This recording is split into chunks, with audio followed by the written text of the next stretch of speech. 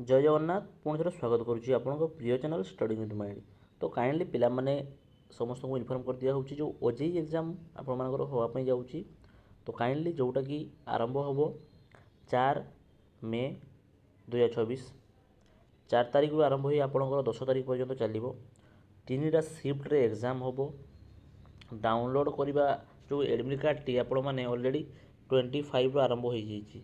जदि सेटापी किए ओरिड हो तो कौ मैंने डाउनलोड करना तो मुझे डिस्क्रिप्शन में लिंकटा प्रिंट करदेवी आपने काइंडली से जाकि डाउनलोड करेंगे से ओरिड हेनी। ओके जदि प्रोसीजर किसी डाउट रहा मत मेसेज करेंगे। तो काइंडली एवं देखो आपंकर नोटिफिकेशन रही जोटा कि सीबीटी टेस्ट रोचे 4 मे रु 10 तारिख पर्यंत आरंभ हो।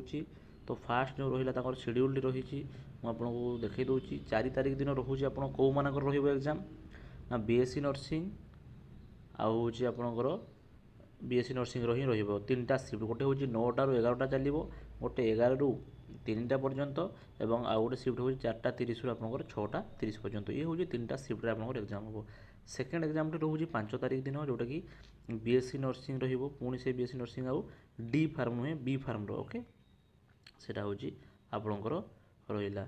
देन 6 तारिख रोचे आपंकर कौन ना हूँ बी फार्म रो 6 तारिख देन 7 तारिख रोचे जो मैंने इंटीग्रेटेड एमबीए करने चाहते एमएससी नर्सिंग एमबीए से मानकर। देन आसला 8 तारिख दिन रोचे आपंकर डिप्लोमा जो मैंने कर 9 तारिख डिप्लोमा और एमसीए एमएससी कंप्यूटर साइंस जो मैंने करने चाहते।